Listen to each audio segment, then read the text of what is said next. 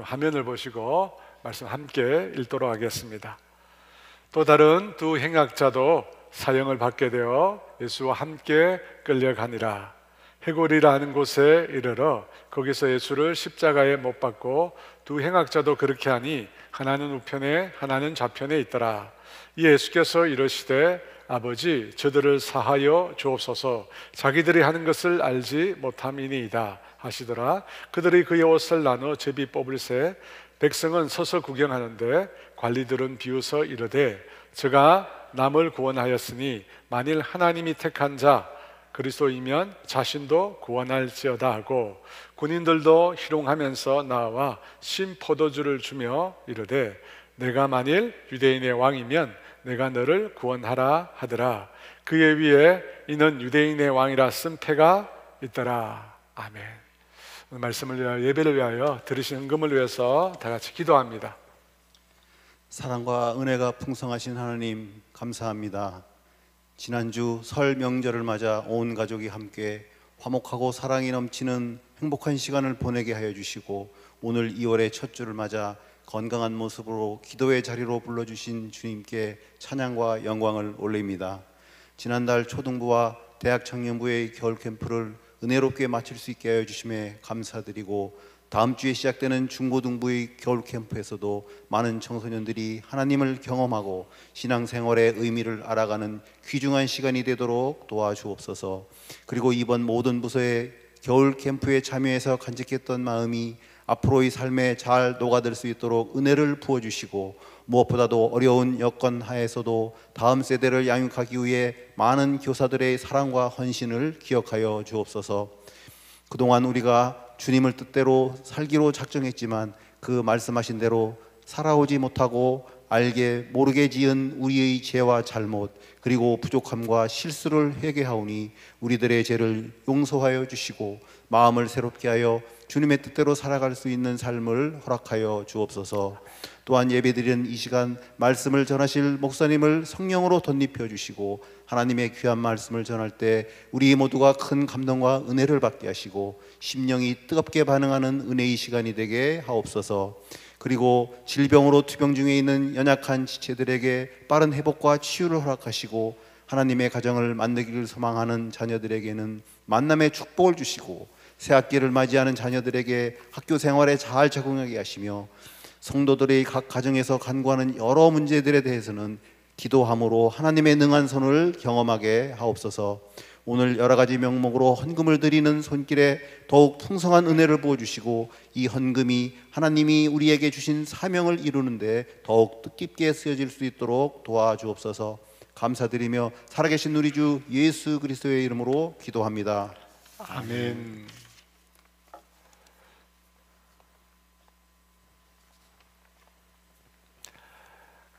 스마트폰을 사용하다 보면 제일 많이 사용하는 앱이 아마 날씨 앱 같습니다. 그 날씨 앱에 보니까 이번 주 화요일부터는 매우 추운 한파가 또 닥쳐온다고 합니다. 그 내용을 보면서 달력을 보니까 공교롭게도 월요일이 입춘이더라고요. 화요일부터 한파가 다시 시작되는데 월요일부터는 입춘이라고 표시되어 있습니다. 봄이 온다는 것입니다. 이 입춘이라고 하는 그 단어를 보면서 떠오르는 시가 있었습니다. 학교 다닐 때 아마 여러분도 많이 외우셨을 텐데 이육사 선생님의 빼앗긴 들에도 봄은 오는가 하는 시입니다. 다 아시듯이 그 빼앗긴들은 일제에 의해서 강제로 빼앗긴 우리 대한민국을 지칭합니다. 그 빼앗긴 들의 봄, 곧 해방의 날은 과연 오는가? 시인은 겨울이 아무리 춥고 길다 할지라도 반드시 봄이 찾아오는 것처럼 빼앗긴 들에도 해방의 날이 올 수밖에 없다고 그렇게 노래를 한 것입니다. 그 시 외에도 또 생각나는 시가 있습니다. T.S. 엘리어트라고 하는 미국계 영국 시인이 적은 웨스트랜드, 황무지라고 하는 시가 있습니다. 이 시의 첫 소절이 우리에게 잘 알려져 있습니다. 4월은 가장 잔인한 달이라고 시가 시작이 됩니다. 왜 시인이 4월을 가장 잔인한 달이라고 했을까요? 이 사자가 죽음을 뜻하는 글자이기 때문일까요? 네, 그렇지 않습니다. 여기 4월, 4라고 하는 것은 봄을 상징하는 단어입니다. 봄은 대지에 생명이 다시 움돋는 그런 때입니다. 겨울의 한파 속에 꽁꽁 얼어있던 그 대지를 뚫고 생명이 싹 트려고 합니다. 그렇게 생명이 싹 트려고 하면 어떻게 해야 합니까? 그 꽁꽁 얼은 대지를 뚫고 일어서려면 처절한 몸부림이 있어요. 겨울보다 강한 힘이 있어야 합니다. 그래서 4월을 가장 잔인한 달이라고 노래한 것입니다. 잔인해지지 않으면 결코 겨울의 힘을 이길 수 없다는 것입니다. 여러분, 거기에서 이 겨울의 대지는 바로 제1차 세계대전이 휩쓸고 지나간 이 세상, 황무한 이 세상을 상징합니다. 그곳에 다시금 생명의 꽃을 피우기 위해서는 어떻게 해야 한다고요? 잔인해져야 한다는 것입니다. 전쟁의 아픔을 치유하기 위해서는 전쟁보다 더 잔인한 생명력이 있어야 한다는 뜻입니다. 그래서 엘리엇은 가장 잔인한 달이라고 그 시를 시작한 것입니다. 사랑하는 여러분, 오늘을 사는 우리에게도 이 꽁꽁 얼어있는 겨울 대지와 같은 것이 있습니다. 그게 뭘까요? 그것 중에 하나는 용서하지 않는 마음입니다. 용서하지 못하는 마음. 이런 그 마음이 겨울에 꽁꽁 얼은 대지와 같습니다. 제 설교를 많이 들어보셔서 아시겠지만 저는 드라마를 참 좋아합니다. 갱년기가 되어서 좋아하는 게 아니라 본래 좋아했어요. 최근에는 많이 절제하는데 쉽지는 않아요. 제가 최근에 열심히 보는 드라마가 나완비라고 하는 드라마입니다. 나의 완벽한 비서라는 드라마인데 그 드라마에 보니까 어떤 얘기가 나오냐면 용서에 관한 얘기가 나옵니다. 이 여주인공이 자기를 혼자 두고 세상을 떠난 아버지를 용서하지 못합니다. 엄마가 일찍 죽고 아버지만 계셨거든요. 근데 그 아버지가 딸 옆에서 평생 동안 너를 지켜주겠다고 약속을 했는데 그만 화재 현장에서 한 어린 남자아이를 살리고 그 아버지가 죽임을 당합니다. 어린 마음의 여주인공은 자기를 두고 떠난 아버지가 용서가 안 됩니다. 평생 지켜주겠다고 약속을 했거든요. 근데 약속을 안 지킨 것입니다. 그 때문에 여주인공은 아빠 없이 자라면서 온갖 고생을 다 겪습니다. 그래서 아빠가 너무나 원망스러운 것입니다.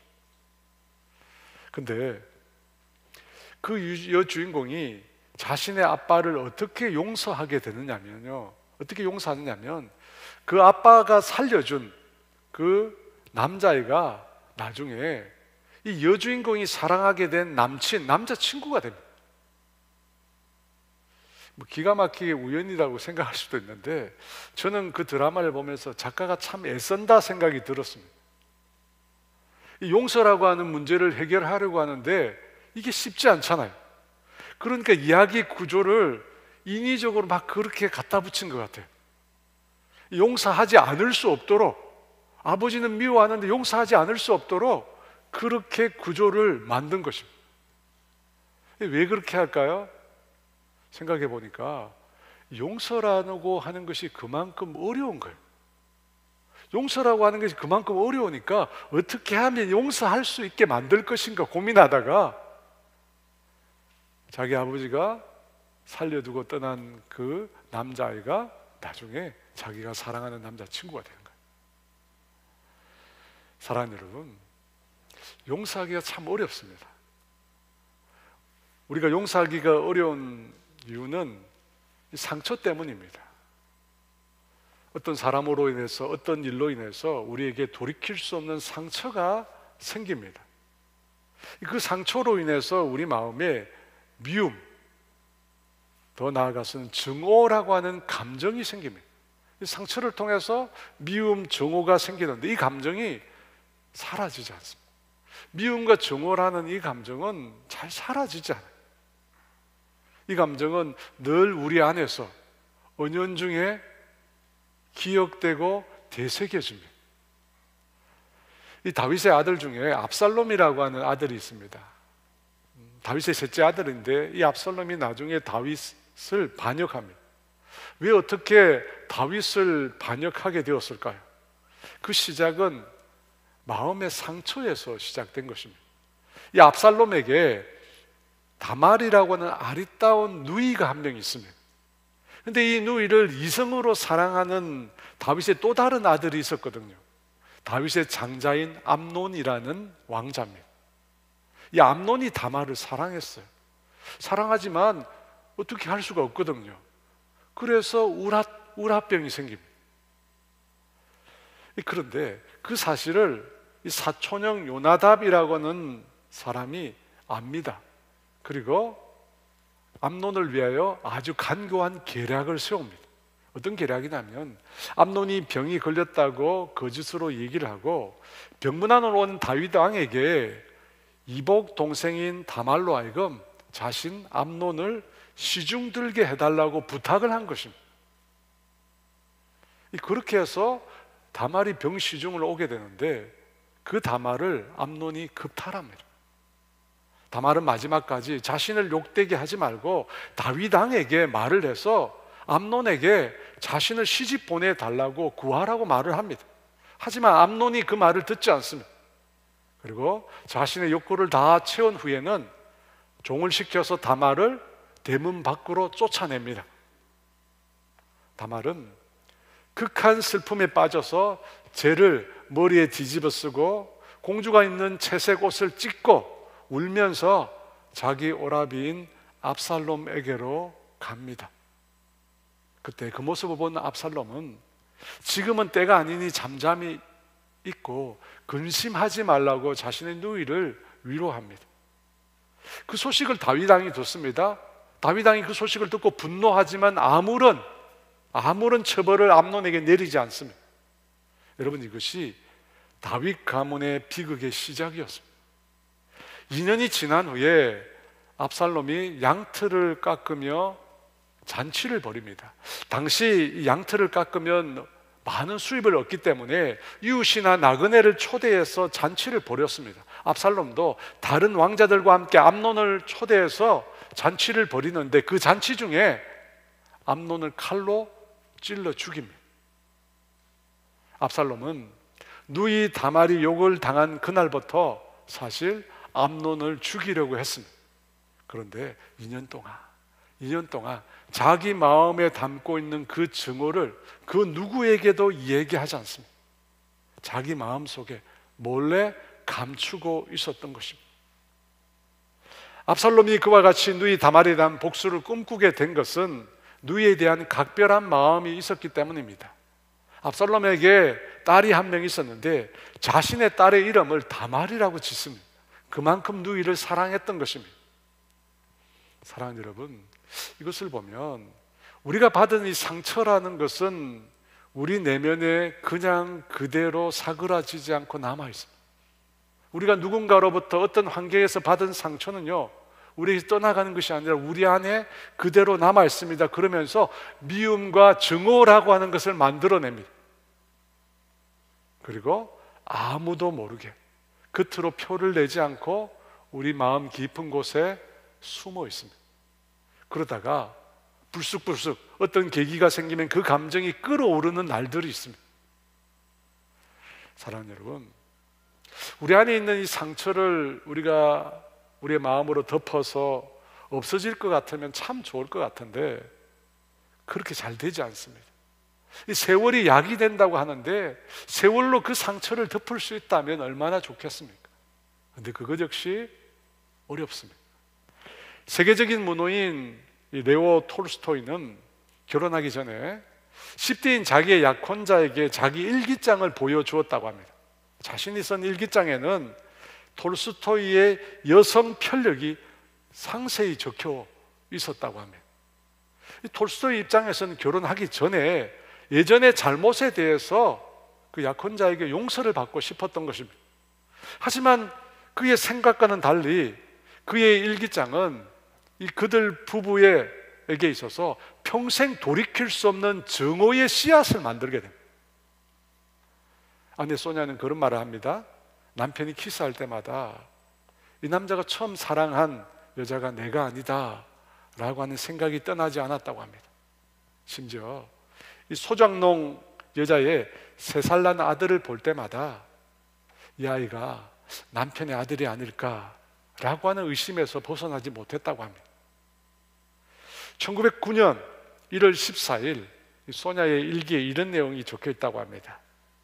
남편은 저 음탕한 소장농 여자의 탄탄한 몸매와 그을린 다리를 은근히 즐기고 있고 여자도 끊임없이 옛날처럼 남편을 유혹하고 있다. 여러분, 이 일기를 썼을 때 소냐의 나이가 놀랍게도 80이 넘었다고 합니다. 80 할머니가 쓴 글이라고 합니다.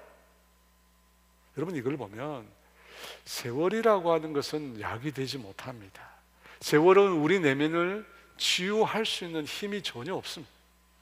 여러분, 나이를 먹는다고 해서 쉽게 용인할 수 있는, 쉽게 다른 사람의 잘못을 용인할 수 있는 힘이 저절로 생기는 것은 결코 아닌 것입니다. 여러분은 이 미움과 정오 때문에 사람을 죽이고픈 충동을 느껴본 적이 있으십니까? 저는 죄송합니다만 군대에 있을 때 그런 걸 많이 느꼈습니다. 한 번은 제가 잘못해서 심하게 맞은 적이 있습니다. 근데 공교롭게도 그날은 사격을 하러 가는 날이었습니다. 1시간쯤 거리가 되는데 그 사격장을까지 걸어가면서 저는 수없이 많이 살인 충동에 휩싸이게 되었습니다. 20발의 실탄을 받는데 이것을 어떻게 쓸까? 어떻게 하면 잘 죽이다 소리를 들을까? 그런 고민들을 막 하면서 갔습니다. 요즘에는 잘 안 나오는데 예전에는 이 군인들 사격장 사고가 매체에 자주 나왔잖아요. 저는 그때 그 사건을 100번 이해할 수 있었습니다. 그때 제가 깨달은 것은 이 저 자신이라는 존재를 제가 믿지 못한다는 것입니다. 저 역시도 미움과 정오로 가득할 때 어떤 짓을 할지 모르겠더라는 거예요. 저 자신에 대해서 자신을 잃어버렸습니다. 확신이 안 들었습니다. 사랑하는 여러분, 우리 인간의 본성은 결코 선하지 않습니다. 끊임없이 파괴하고 증오하고 적대하는 것에 우리는 익숙합니다. 내가 받은 상처에 대해 용서하기보다 우리는 그 상처를 품고 다른 사람에게 복수하기를 원합니다. 왜 우리에게 이런 본성이 생겼을까? 그 이유는 우리가 하나님을 떠났기 때문입니다. 하나님을 떠났기 때문에 우리 스스로가 감당할 수 없는 죄된 본성이 우리를 지배하기 시작했습니다. 여러분, 그것을 어떻게 알 수 있을까요?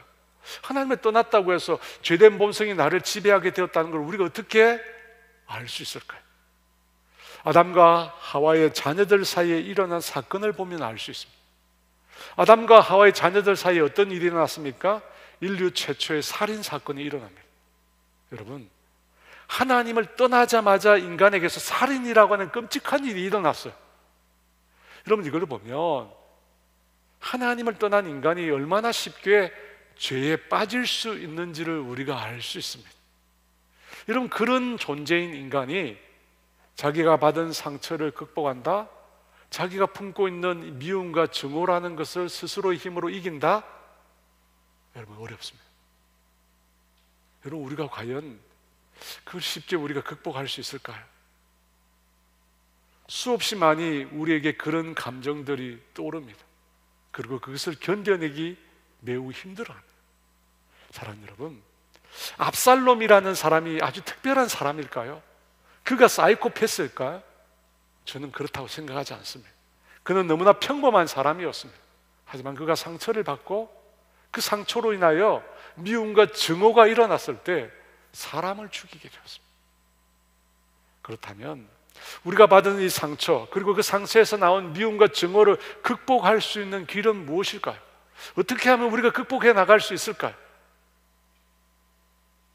그것을 극복할 수 있는 방법은 예수님의 십자가입니다. 여러분, 십자가 외에 우리의 마음을 잠잠하게 만들고 우리 안에 있는 이 미움과 증오를 우리가 이겨낼 수 있는 길은 이 세상에 없습니다. 아무리 돌을 닦고 정신세계를 연마해도 우리 안에 있는 이 미움과 증오를 이길 수 있는 방법은 여러분 없습니다. 하지만 십자가는 우리로 하여금 증오와 적대감의 삶을 살지 않도록 우리를 도와줍니다.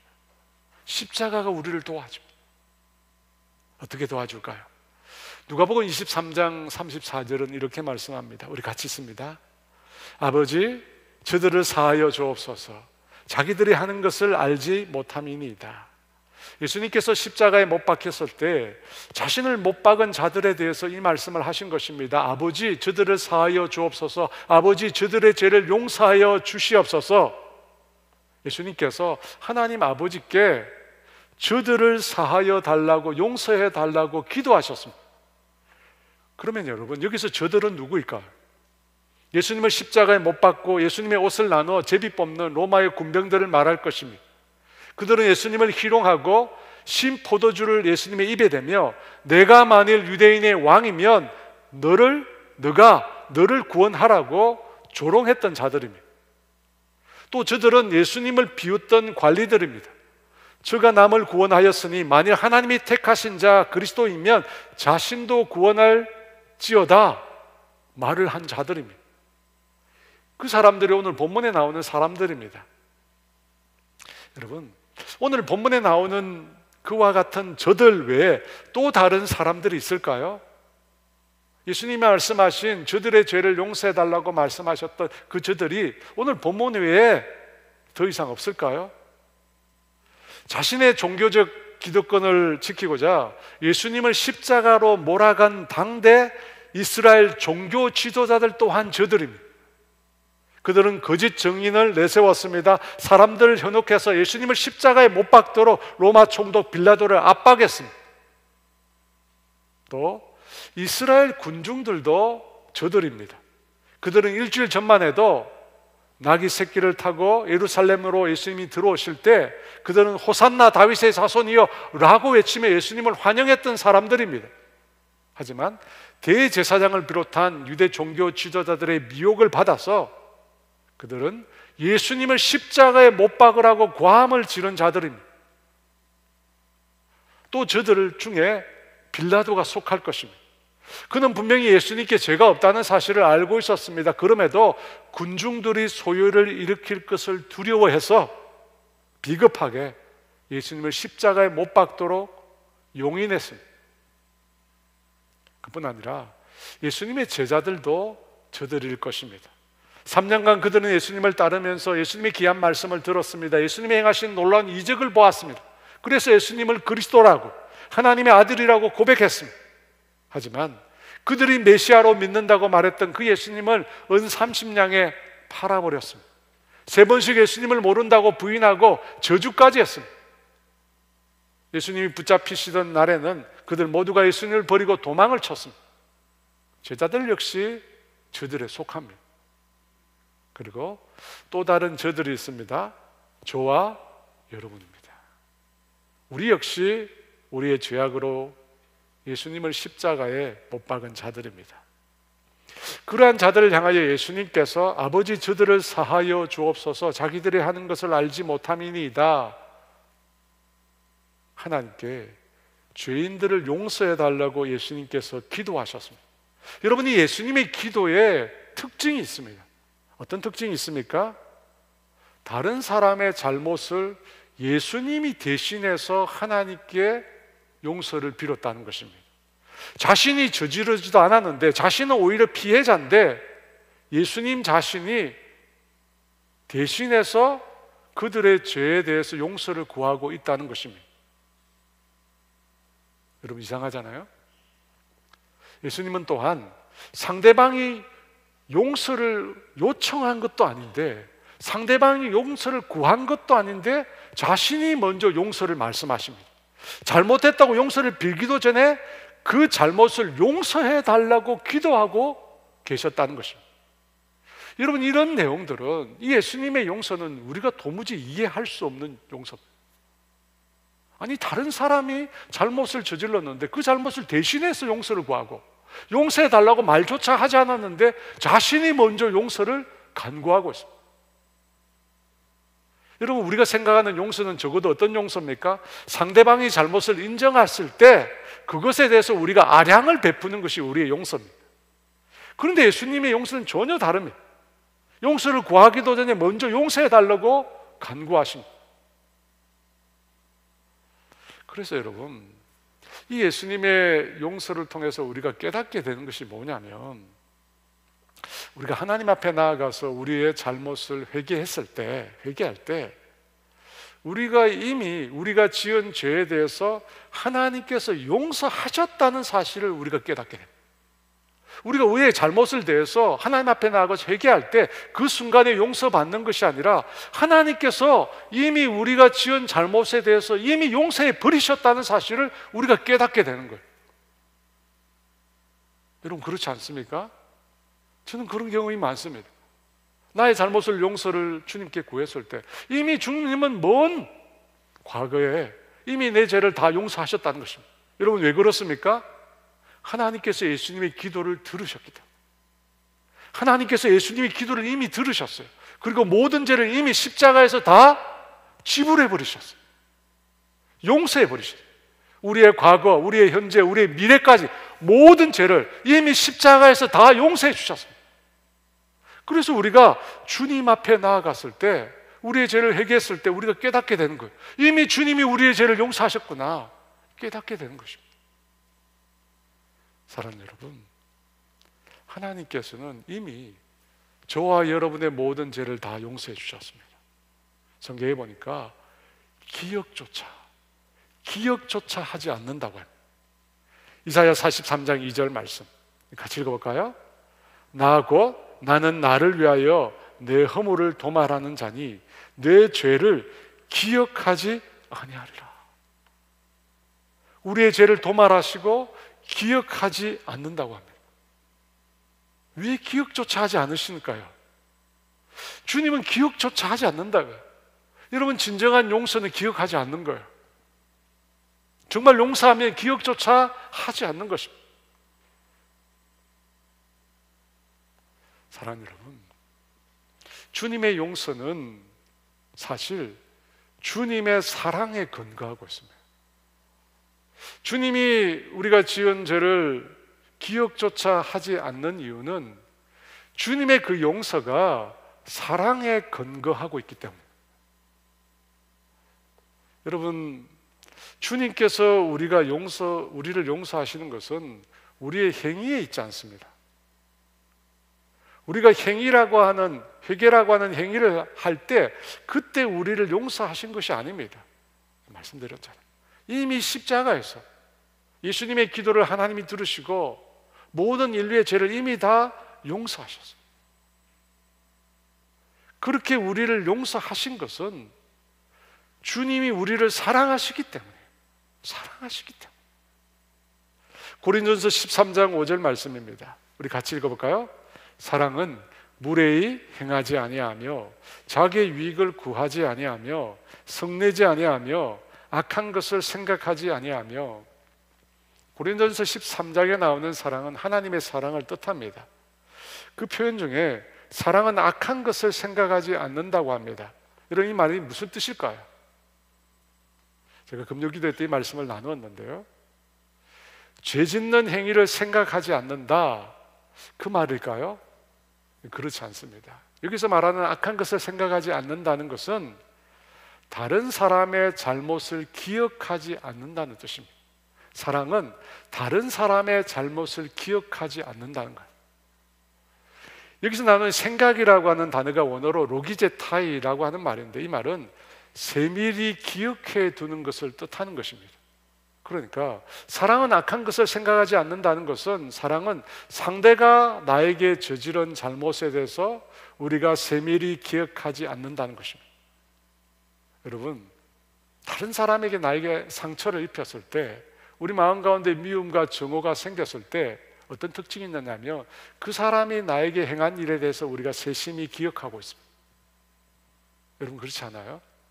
다른 사람이 나에게 행한 그 잘못에 대해서 우리가 아주 세심하게 빠지지 않고 다 기억하고 있습니다. 근데 사랑은 뭐라고요? 기억하지 않는다는 것입니다. 주님은 우리의 죄를 기억하지 않습니다. 주님은 우리의 잘못을 마음에 담아두지 않습니다. 왜냐하면 주님의 용서는 바로 이 사랑에 근거하고 있기 때문에, 사랑에 근거하고 있기 때문에 악한 것을 생각하지 않으시는 거예요. 우리의 잘못에 대해서 세심히 생각하지 않는 거예요. 이미 다 잊어버린 것입니다. 사랑하는 여러분, 우리 인간의 용서가 힘든 것은 바로 이 사랑에 근거해 있지 않기 때문에. 여러분, 우리의 용서에는 조건이라고 하는 거 붙습니다. 조건. 당신이 나에게 잘못에 대해서 용서를 구하면 우리는 어떻게 말합니까? 그때 가서 용서를 구하면 그때 가서 나도 한번 생각해 보겠다는 겁니다. 용서하겠다는 것도 아니에요. 생각해 보겠다는 거예요. 여러분, 우리의 용서는 사랑에 근거해 있지 않습니다. 그래서 우리에게서 용서는 정말 힘든 거예요. 우리의 용서가 하나님의 사랑에 근거해 있다면 다 잊어버리죠. 기억하지 않거든. 하지만 우리의 용서가 사랑에 근거해 있지 않기 때문에 우리는 늘 기억하고 있습니다. 사랑하는 여러분, 인간의 용서는 그래서 자격이 있는 사람에게만 주어지는 거예요. 저와 여러분의 용서는 자격이 있는 사람에게만 주어져요. 하지만 앞서도 봤지만 용서, 하나님이 말씀하는 그 용서 그 자체에 이미 무자격을 담고 있어요. 용서라는 말 자체에 사실은 여러분 무자격을 담고 있어요. 조건이 없으면. 이 forgive라고 하는, 영어로 forgive라고 하는데 용서는 그냥 주는 거예요. 여러분, 용서는 give take가 아니에요. 용서는 그 사람이 나에게 용서를 빌면 내가 용서를 주는 give and take가 아니에요. 용서는 뭐예요? 그냥 주는 거예요. 그냥 주는 겁니다. 포라는 말이 있습니다. 누구를 위해서 그냥 줄까요? 상대를 위해서일까요? 나를 위해서일까요? 여러분, 용서는 그냥 주는 거예요. 상대를 위해서일까요? 나를 위해서일까요? 나를 위해서. 상대를 위해서가 아니에요. 나를 위해서. 하나님 말씀하셨어요. 이사야 43장 2절 말씀 다시 읽어볼까요? 나는 나를 위하여 내 허물을 도말하는 자니 내 죄를 기억하지 아니하리라. 주님이 뭐라고 해요? 나를 위하여 죄를 도말하고 기억하지 않는다고 합니다. 상대를 위해서가 아니에요. 나를 위해서 용서하는 거예요. 2013년 12월에 남아공 민주화의 상징인 넬슨 만델라라고 하는 전 대통령이 95세의 나이로 타계했습니다. 이 만델라는 남아공의 인종차별을 종식을 위해서 일평생을 바쳤습니다. 그것을 위해서 그가 민주화 투쟁을 하다가 30년 가까이 감옥 생활을 했어요. 그 섬이 있거든요. 그 섬에 갇혀서 유배 생활을 했어요. 빌 클린턴 전 미국 대통령이 그에게 물었어요. 그에게 그 같은 고통을 안겨준 그 백인에 대해서 복수하고 싶은 복수심이 없느냐고 만델라에게 물었습니다. 그때 그가 이런 대답을 했습니다. 감옥문을 나선 후에도 계속 그들을 증오한다면 여전히 감옥에 있는 것과 다를 바 없습니다. 나는 진정한 자유를 얻기 위해서 증오심을 내려놓았습니다. 진정한 자유를 얻기 위해서 증오심을 내려놓았다고 했습니다. 여러분, 용서는 자신을 위하여 하는 겁니다. 자신을 위해서 하는 거예요. 넬슨 만델라는 대통령이 된 후에 이 백인 정부에 의해서 오랫동안 자행된 폭력과 테러, 인종차별에서 희생된 305만여 명 국민들을 위해서 진실과 화해위원회라는 것을 만들었습니다. 만델라는 진실을 마주하고 용서와 화해하는 것만이 상처를 씻을 수 있는 유일한 길이라고 믿었습니다. 그래서 그 위원회를 만들었는데 그 위원회의 독특한 점이 뭐냐면 자신의 인권을 침해했다는 사실을 낱낱이 밝히고 자백하는 가해자에 대해서 사면한다. 아무리 악한 죄를 지었다 하더라도 자신의 잘못에 대해서 진실하게 말을 하면 더 이상 그 죄를 묻지 않겠다는 것. 여러분, 그런 소식이 알려졌을 때 국민들의 반응이 어땠을까요? 사면에 대한 반대 여론이 엄청나게 거셌습니다. 가해자는 사면할 수도 용서할 수도 없다. 사면하면 누가 우리의 고통을 보상해 줄 것인가? 엄청나게 많은 사람들이 반대했습니다. 그럼에도 진실과 화해위원회는 진실을 말하는 자에게 사면의 원칙을 포기하지 않았습니다. 여러분, 그 결과 2만 1,000여 명의 가해자, 그들의 피해자에게 진실을 밝혔다. 그리고 사면해주고 용서해주고 화해를 했습니다. 여러분, 어떻게 그런 일이 일어날 수 있었습니까? 무조건성 때문입니다. 무조건성. 잘못을 고백하면 다 사면해 주겠다는 그 일 때문에 그런 화해가 일어난 겁니다. 그뿐만 아닙니다. 어느 날 진실과 화해위원회 앞으로 편지 한 통이 도착했습니다. 흑인을 죽이는 일에 동원된 한 남성의 양심 고백이었습니다. 그는 편지에서 모든 사람이 1000번이나 용서해 준다 할지라도 나는 이 지옥에서 벗어날 수 없다. 내 머리에 지옥이 있기 때문이다. 라고 하는 고통스러운 편지가 배달되었다고 합니다. 사랑하는 여러분, 우리 인간에게 남아있는 것은 주님께서 드렸던 그 용서의 기도에 응답하는 것입니다. 저와 여러분에게 남아있는 것이 뭐냐면 주님께서 드렸던 그 기도에 우리가 응답하는 것입니다. 그 응답이 무엇입니까? 내가 용서받아야 할 죄인임을 인정하는 것입니다. 여러분, 이미 용서는 끝났습니다. 이미 용서는 끝났어요. 남아있는 게 뭐냐면 내가 용서받아야 할 죄인임을 인정하는 것입니다. 그런데 많은 사람들은 그걸 거부합니다. 스스로 죄인임을 인정하지 않습니다. 너무나 많은 사람들이 자신이 죄인임을 인정하지 않습니다. 주님은 이미 용서하셨는데 죄인임을 인정하지 않습니다. 그래서 많은 사람들이 용서받지 못하고 있습니다. 진실과 화해 배달된 한 편지를 통해서 우리는 용서를 받아도 용서받았다는 것을 확신하는 것이 또한 얼마나 어렵다는 것을 알게 됩니다. 용서하기도 어렵고 용서받기도 어렵고 용서받았다는 것을 확신하는 것도 어렵습니다.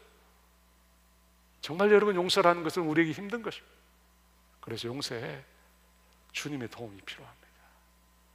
주님의 사랑이 필요해요. 하나님의 사랑이 아니고는, 그리스도의 그 용서의 사랑이 아니고는 여러분, 우리가 용서를 알지도 못하고 용서하지도 못하고 용서를 받아들이지도 못하는 것입니다. 사랑하는 여러분, 하나님께서 여러분의 모든 죄를 이미 다 십자가에서 용서하셨음을 믿으시기 바랍니다. 그리고 그 하나님의 용서를 받아들이십시오. 여러분이 죄인임을 고백하며 그 주님의 용서를 받아들이십시오. 그리고 그 다음에 용서하십시오. 용서하십시오. 주님이 나를 용서해 주셨다는 사실을 받아들이고 난 다음에는 여러분도 용서하십시오. 자신을 위해서 용서하십시오. 우리가 용서해야 하는 것은 주님께서 이미 값을 지불하셨기 때문에, 죄에 대한 값을 다 지불하셨기 때문에, 예수님께서 십자가에서 다 이루었다 하셨습니다. 다 이루었다, 테텔레스타이. 여러분, 이 말은 값을 지불하다, 완불하다는 뜻입니다. 다 지불하셨어요. 이미 다 끝났어요. 사랑하는 여러분, 우리가 지은 죄, 내가 지은 죄, 아니면 내 옆에 있는 사람들이 지은 죄, 여러분, 그 죄 때문에 누가 가장 아파하실까요? 우리가 지은 죄 때문에 피해를 받는 사람이 아픔을 겪습니다. 그런데 우리가 지은 죄로 인하여 고통받는 분이 또 있습니다. 누구시죠? 놀랍게도 하나님이십니다. 원죄뿐만 아니라 저와 여러분이 짓는 이 자범죄, 우리가 짓는 이 죄에 대한 피해자가 누군가? 하나님이십니다. 내 잘못에 대한 피해자인 사람뿐만 아니라 하나님이 내가 지은 죄 때문에 고통스러워하십니다. 여러분, 성경은 인간이 지은 모든 죄, 사람과 사람 사이에서 지은 모든 죄조차도 하나님 앞에서 이루어지기 때문에 그 죄의 속성이 절대적이라고 가르칩니다. 그래서 다윗이 우리아와 그의 아내에게 죄를 지었습니다. 여러분, 그렇잖아요. 우리아와 그의 아내에게 죄를 지었어요. 우리아를 죽이고 그 아내를 취했습니다. 근데 성경이 뭐라고 이야기하면 하나님께서 내가 다윗에게 업신여김을 받았다고 얘기합니다. 아니, 사람과 사람 사이에 지은 죄인데 하나님께서 그 죄에 대해서 업신여김을 받았다고 그래요. 사무엘하 12장 9절, 10절, 13절 말씀입니다. 어찌하여 내가 여호와의 말씀을 업신여기고 나보기에 악을 행하였느냐? 이제 내가 나를 업신여기고 다윗이 나단에게 이르되 내가 여호와께 죄를 범하였노라. 요셉이 보디발의 아내가 자신을 유혹할 때 이런 말을 합니다. 내가 어찌 이 큰 악을 행하여 하나님께 죄를 지으리까? 하나님께 죄를 지으리까? 하나님께 죄를 짓는다고 합니다. 물론 보디발에게 죄를 짓습니다. 그런데 하나님께도 죄를 짓는다고 합니다. 왜냐하면 우리가 짓는 모든 죄는 결국 하나님을 향하기 때문입니다. 여러분, 우리가 짓는 모든 죄는 하나님을 향하기 때문입니다. 그래서 우리의 원죄뿐만 아니라 우리가 지은 모든 죄, 하나님을 고통스럽게 합니다. 사람 관계에서 끼친 해도 하나님께 범죄한 것입니다. 여러분, 이것이 성경이 말하는 죄의 절대성. 이 세상에는 말하지 않습니다. 이 세상은 다 사람과 사람을 이야기하지만 성경이 말하는 죄는 뭐냐면 우리가 범죄했을 때 우리가 하나님께 죄를 지었다는 거예요. 그래서 다윗이 내가 하나님께 범죄했다고, 사람뿐만 아니라 하나님께 범죄했다고, 요셉도 내가 하나님께 이 큰 죄악을 저지른다고, 어떻게 저지르겠느냐고 얘기하는 것입니다.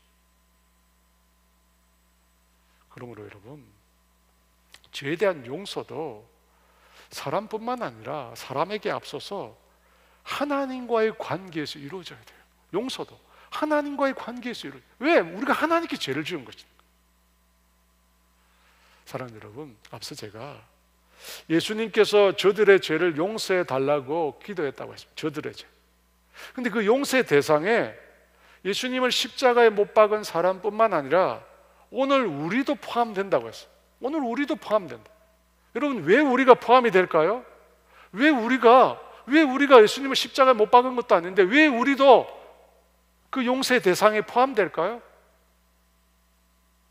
모든 죄, 근본적으로 하나님께 범한 것이기 때문에, 하나님과의 관계에서 이루어진 것이기 때문입니다. 그래서 우리가 지은 죄도 하나님께 지은, 예수님께 행한 범죄가 된 것입니다. 그래서 여러분, 십자가에서 우리를 용서하신 그 용서가 우리에게도 해당되는 거예요. 십자가에서 예수님께서 행하신 세속에 우리도 포함이 되는 거예요. 왜? 모든 죄가 하나님과 관련되기 때문에. 여러분, 이 사실을 모르기 때문에 사람들이 아니, 예수님의 죽음과 나가 무슨 상관이 있어? 2000년 전에 예수님이 죽었는데 지금 내가 지은 죄와 무슨 상관이 있어? 라고 말하는 것입니다. 여러분, 왜 그렇다고요? 모든 죄가 하나님과 관련되어 있기 때문에, 인간이 지은 모든 죄가 하나님을 향하기 때문입니다. 그래서 우리가 지은 죄가 2000년 전에 십자가에 달린 예수님의 죽음과 연관되는 것입니다. 사랑하는 여러분, 인간이 지은 모든 죄가 하나님과 관련이 있습니다. 그래서 용서도 하나님과 관련이 있어요. 용서도 하나님과. 내게 잘못한 사람 용서하고 말고 내 문제가 아닌가? 나한테 이 사람이 잘못했으니까 그 사람을 용서하고 말고는 나에게 속한 문제가 아닌가 생각할 수 있습니다. 하지만 그렇지 않습니다. 하나님과 관련이 있어요. 성경은 이렇게 말합니다. 마태복음 6장 12절 말씀 같이 읽어볼까요?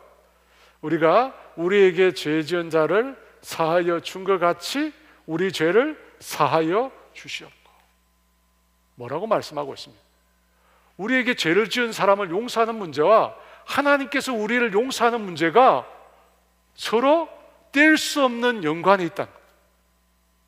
정말 하나님께로부터 용서를 받은 사람은 어떻게 한다고요? 나도 나에게 잘못한 사람을 용서해 줘야 한다는 거예요. 정말 용서를 받은 사람은 용서해 줘야 한다. 여러분, 이것이 관계가 끊어진 게 아니에요. 사람과 우리 사이의 문제와 하나님과 우리 사이의 문제는 연관되어 있어요. 14절 15절은 더 강하게 말합니다. 같이 읽어볼까요? 너희가 사람의 잘못을 용서하면 너희 하늘 아버지께서도 너희 잘못을 용서하시려니와 너희가 사람의 잘못을 용서하지 아니하면 너희 아버지께서도 너희 잘못을 용서하지 아니하시리라. 용서하지 않는다고 합니다. 여러분, 이 말씀을 논리적으로 뒤집어 보면 이렇게 됩니다. 너희 하늘 아버지께로부터 너희 잘못을 용서받은 자는 어떻게 합니까? 너희에게 잘못한 다른 사람도 용서하게 된다. 논리적으로 그죠? 이렇게 됩니다. 곧 하나님께로부터 용서함을 받았다라고 스스로 인정하는 사람은 다른 사람도 용서한다는 겁니다. 용서한다는 거예요.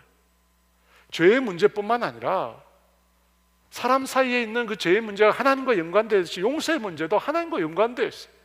하나님께 용서를 받은 사람은 다른 사람을 용서한다는 거예요. 그런데 여러분, 세상 사람들은 그렇게 생각하지 않습니다. 사람들은 용서가, 자기에게 잘못한 사람들에 대한 용서가 자기 권리라고 생각합니다. 내가 용서해야 한다. 내가 용서해야 용서받는 거라고 생각합니다. 여러분, 그 사람은 어떤 사람입니까? 하나님의 용서를 받지 못한 사람이에요. 하나님의 용서를 받지 못한 사람이기 때문에 내가 용서의 여부를 결정하는 거예요. 하나님께로부터 진정 용서를 받은 사람은 어떻게 된다고요? 무조건 용서하게 되어 있습니다. 무조건 용서할 수밖에 없습니다. 내 죄가 하나님을 얼마나 아프게 했는지, 내 죄가 예수님을 십자가에 못 박게 했는지 모르는 사람이 용서하고 말고를 말하는 거예요.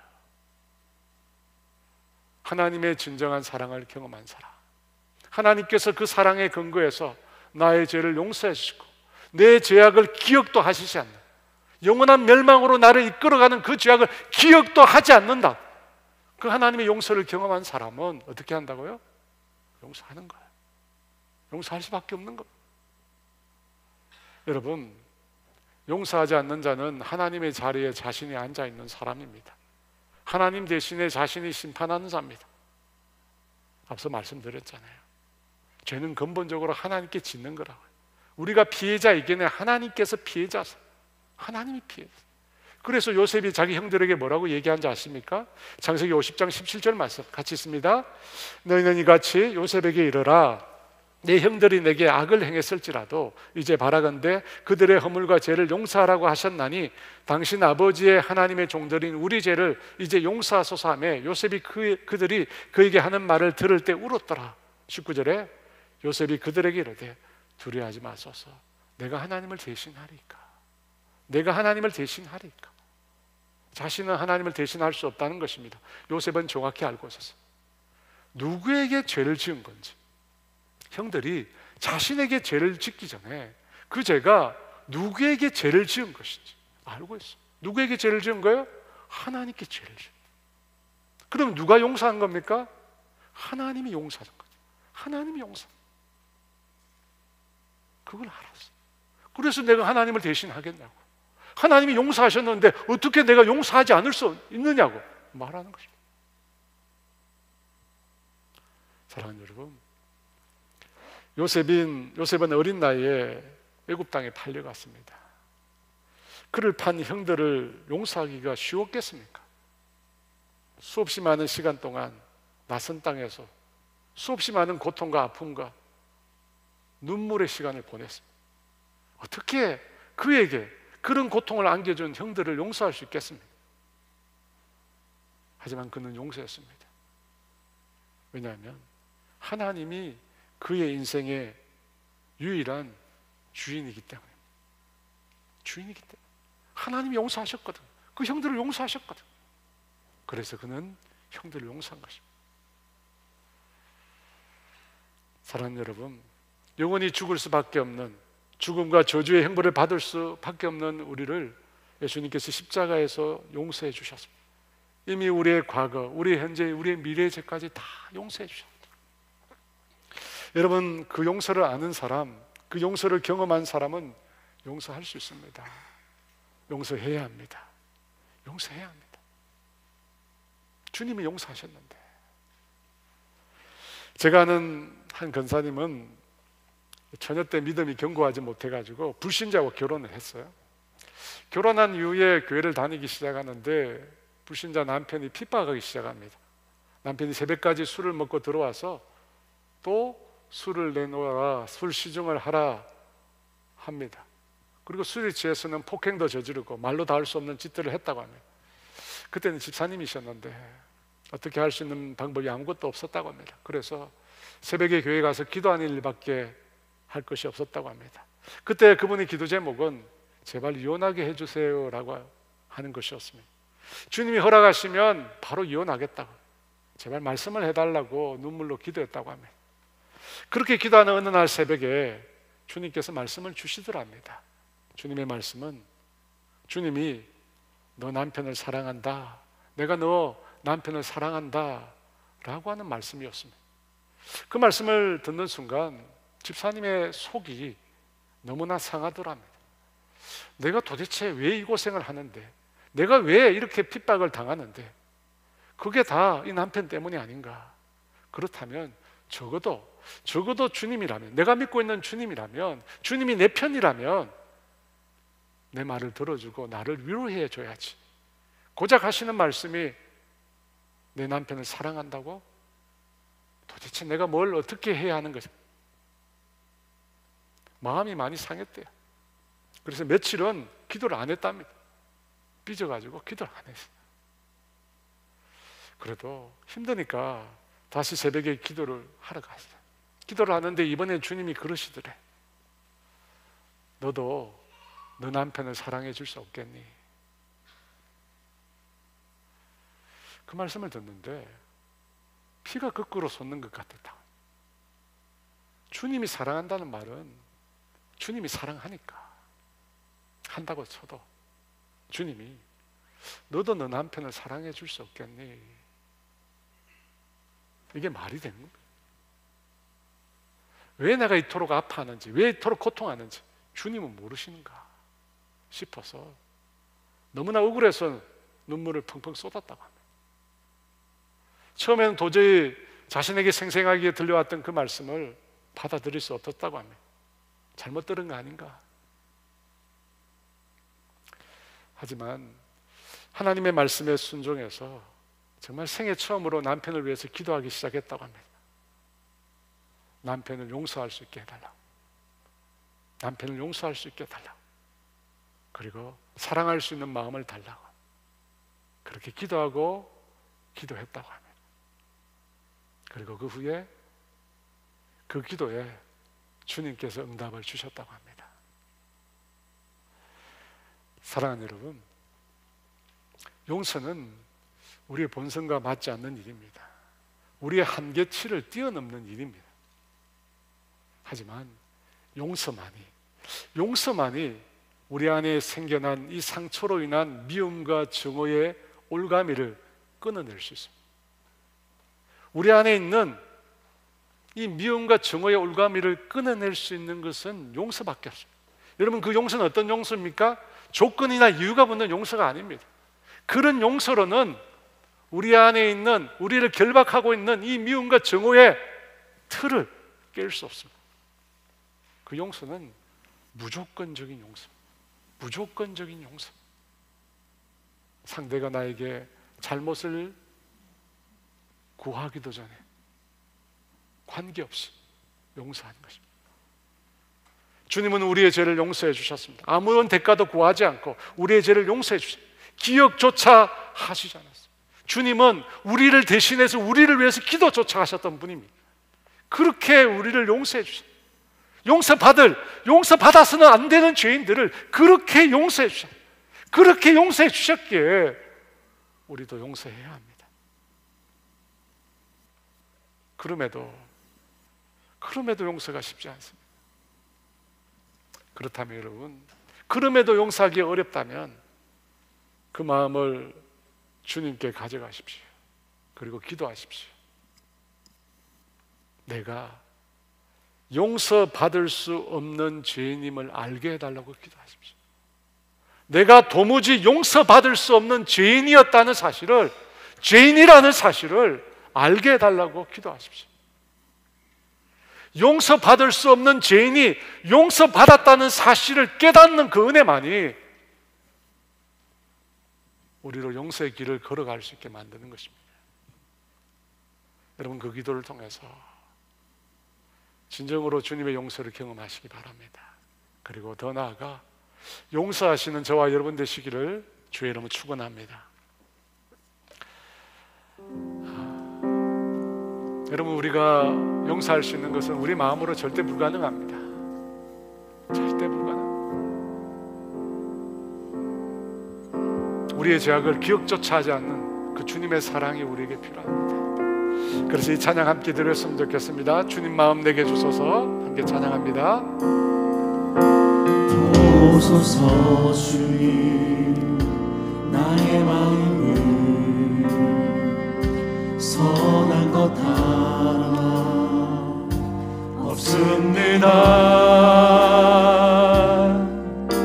그러나 내 모든 것 주께 드립니다.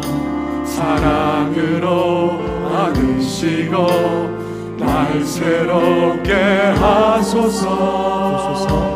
도소서 주님 나의 마음을 선한 것 하나 없습니다. 그러나 내 모든 것 주께 드립니다. 사랑으로 안으시고 날 새롭게 하소서. 주님 마음 내게 주소서. 내 아버지 주님 마음 내게 주소서. 나를 향하신 주님의 뜻이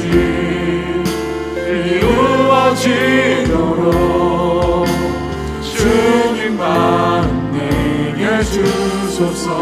오소서 주님, 오소서 주님 나의 마음을 선한 것 하나 없습니다. 그러나 내 모든 것 주께 드립니다.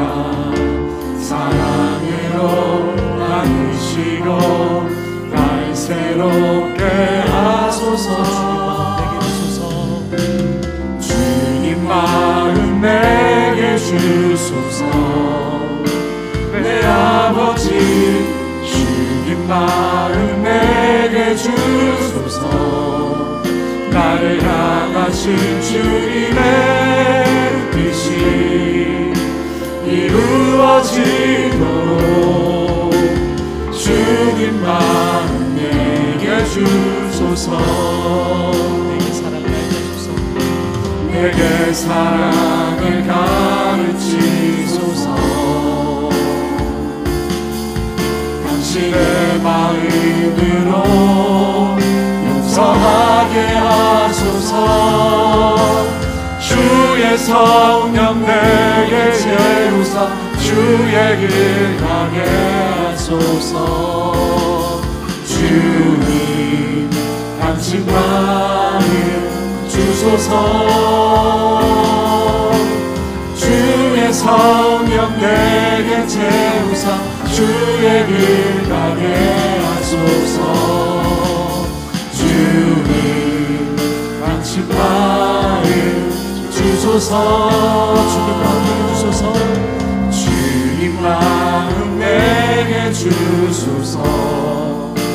내 아버지 주님 마음 내게 주소서. 나를 향하신 주님의 뜻이 이루어지도록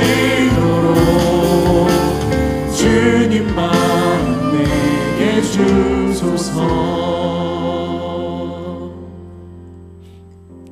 사랑하는 여러분, 누군가에게 또 어떤 상황에 받은 상처가 있어요. 여러분, 그 상처는 우리 안에서 미움과 심하게는 증오라고 하는 걸 만들어냅니다.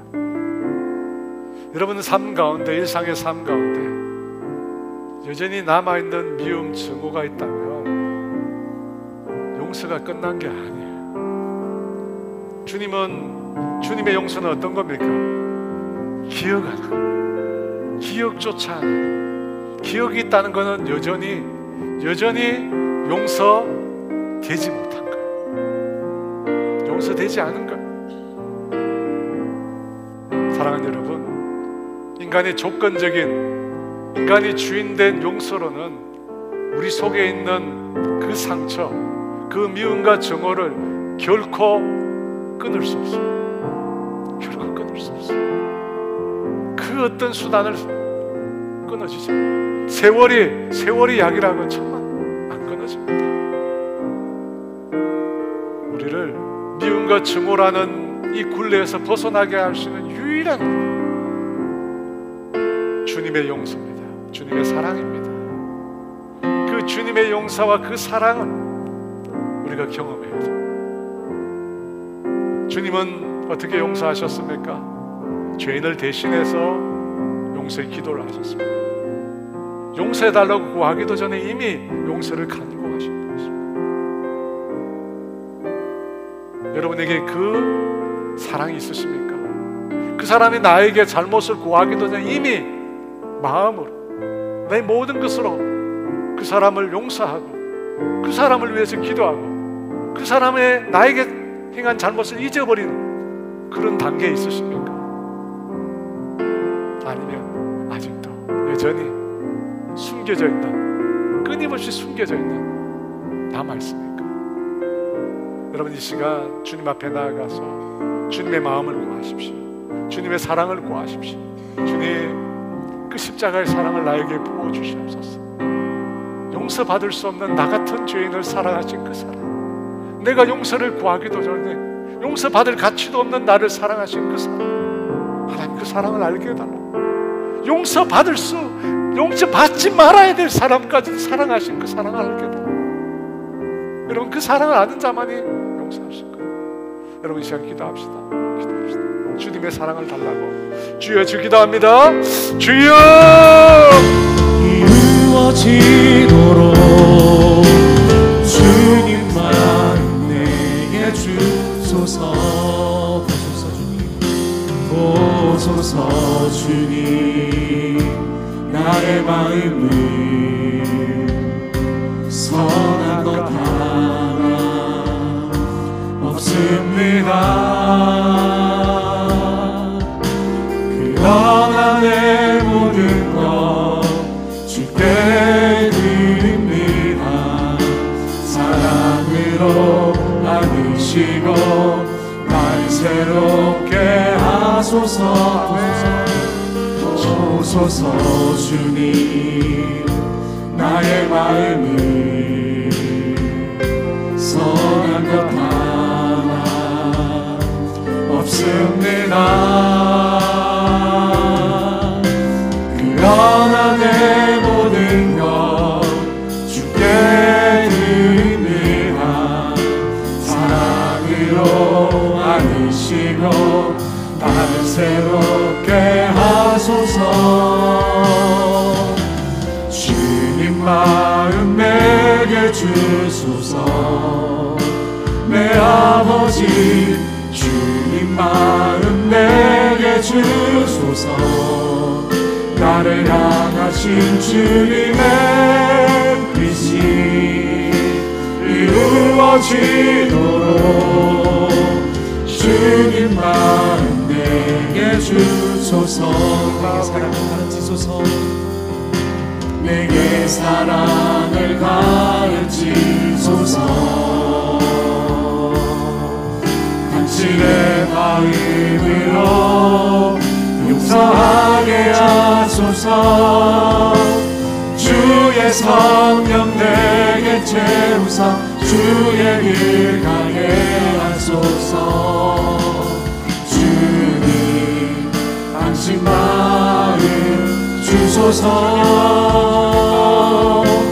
주의 성령 내게 채우사 주의 길 가게 하소서. 주님 당신 마음 주소서. 주님 마음 내게 주소서. 내 아버지 주님 마음 내게 주소서.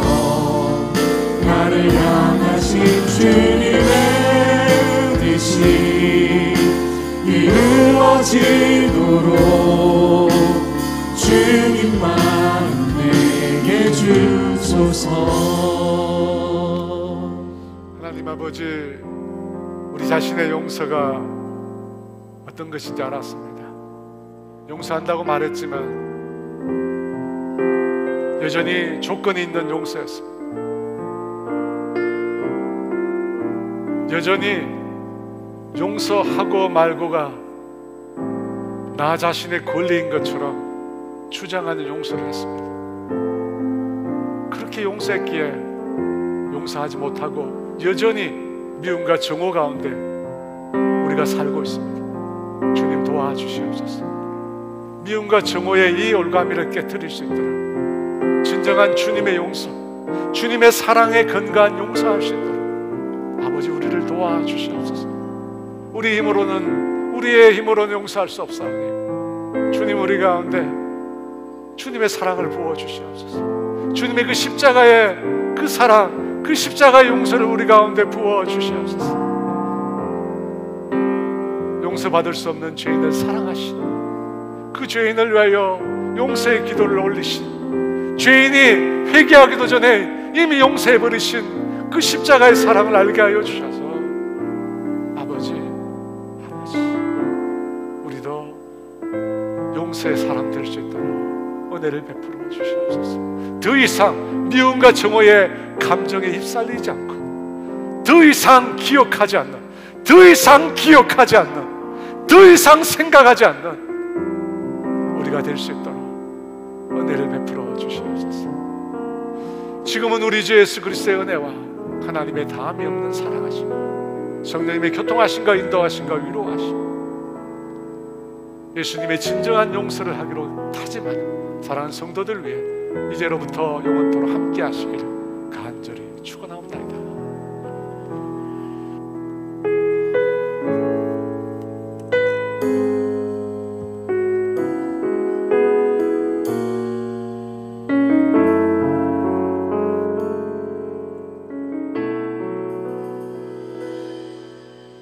그는 나의 주 아버지, 내 영혼을 불밭에 누이시고 새와 나무의 노래로 내 맘을 위로하여 주시네. 양들이 주인 찾듯이 오직 한 목자인 내 주님, 내가 찾고 또 따르니 주 곁에 나를 메어 주소서. 주는 내 피난처, 내 요새 되시니 내 피할 곳은 주뿐이네.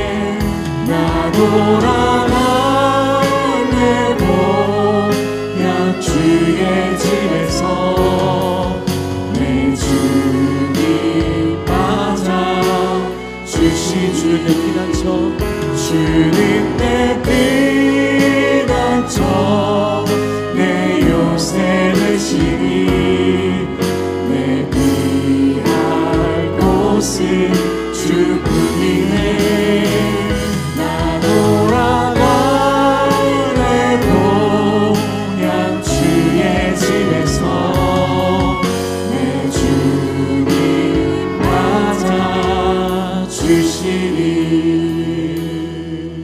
용서의 삶으로 한 주간 승리하시는 우리 성도님들 되시기를 축복합니다.